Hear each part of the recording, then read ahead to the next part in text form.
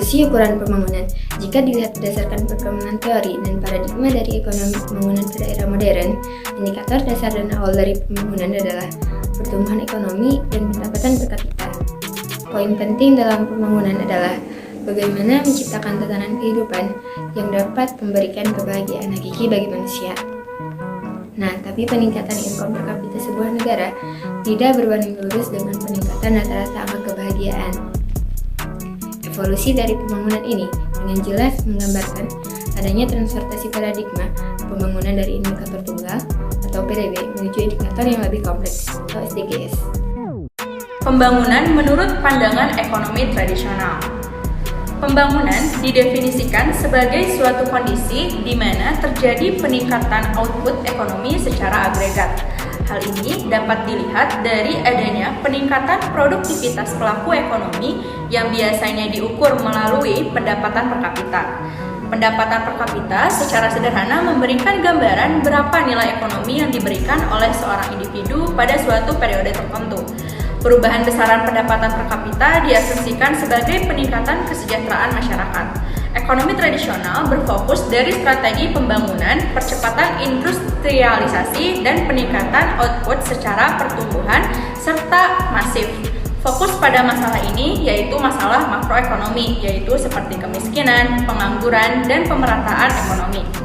Kalau berdasarkan paradigma baru, pembangunan didefinisikan sebagai proses multidimensional yang melibatkan perubahan struktur sosial, sikap populer, institusi pertumbuhan ekonomi, penurunan kemiskinan, dan pengurangan ketimpangan.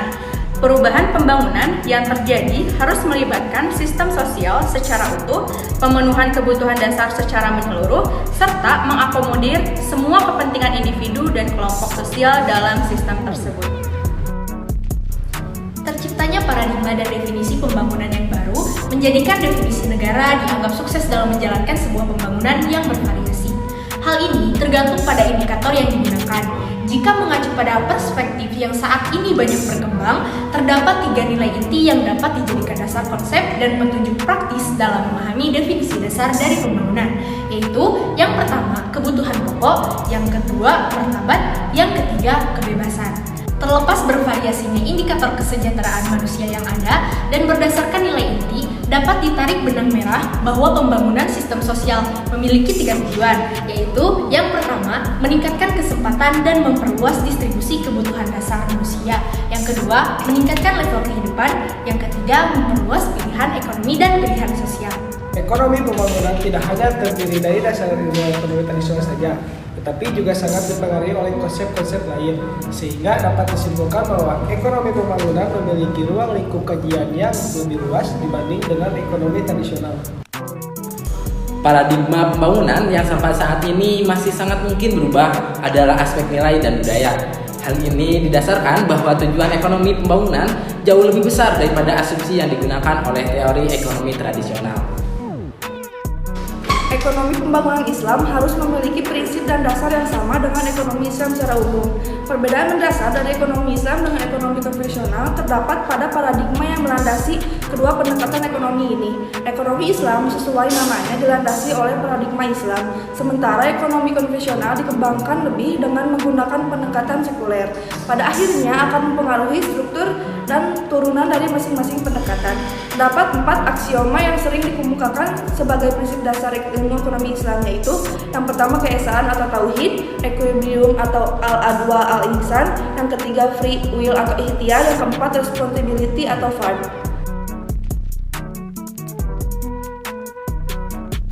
Pembangunan yang berkelanjutan. Ekonomi pembangunan harus berkelanjutan untuk setiap generasi, baik untuk masa sekarang maupun masa yang akan datang. Hak-hak generasi di masa yang akan datang untuk melakukan kegiatan produksi dan konsumsi paling tidak harus dilindungi jika tidak dapat ditingkatkan. Pertumbuhan ekonomi dan PDB per kapita.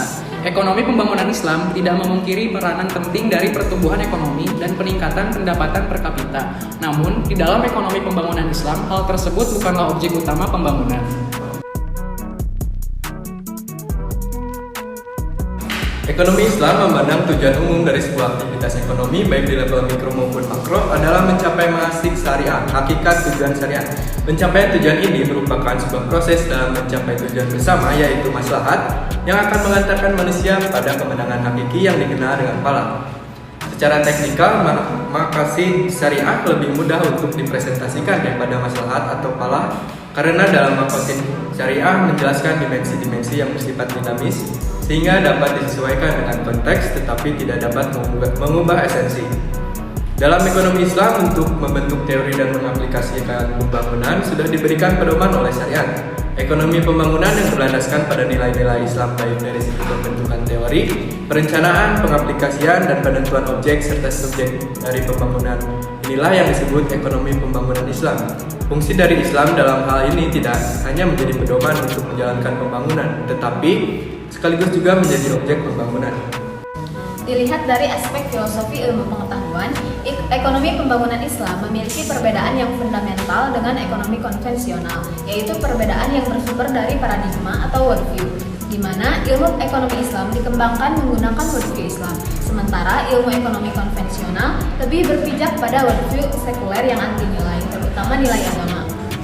Sebagai pendekatan yang mengacu kepada Al-Quran dan Hadis yang bersifat tetap dan syarat dengan nilai spiritual, jika menggunakan pendekatan yang telah dibangun oleh ekonomi pembangunan konvensional yang sangat menjunjung asumsi value free akan sulit, sehingga tujuan untuk membangun ekonomi pembangunan sebagai bagian dari ilmu pengetahuan harus dibangun sendiri, terlepas dari apapun pendekatan yang digunakan, baik menggunakan pendekatan legal maupun islamisasi ekonomi. Aspek lain yang menjadi landasan dalam melihat hal penting dari ekonomi pembangunan Islam adalah faktor pemenuhan kebutuhan umat Islam. Sebagaimana dijelaskan sebelumnya, pendekatan ekonomi konvensional merupakan pendekatan mainstream saat ini. Namun, secara substansi, pendekatan ini jelas berbeda dengan pendekatan yang menjadi landasan dalam membentuk ekonomi pembangunan Islam. Jika penerapan pendekatan ini dipaksa, maka ada beberapa aspek yang bertentangan dengan nilai dan prinsip yang dipegang oleh umat Islam. Sejalan dengan aspek sebelumnya, bagi umat Islam, motif untuk menjalankan aktivitas ekonomi bukan hanya untuk mempertahankan keberlangsungan hidup atau dorongan yang bersifat materialistik lainnya saja, tetapi juga ada motif spiritual, yaitu menjalankan fungsi sebagaimana hamba kepada Allah Subhanahu wa Ta'ala. Dan khalifah di muka bumi ini, implikasi dari motif ini mendorong umat Islam untuk memastikan bahwa tanggung jawabnya sebagai hamba untuk melaksanakan perintah Allah Subhanahu wa Ta'ala dan menjauhi larangannya harus dapat dilaksanakan. Di sisi lain, tanggung jawab untuk menjadi seorang khalifah juga harus ditunaikan.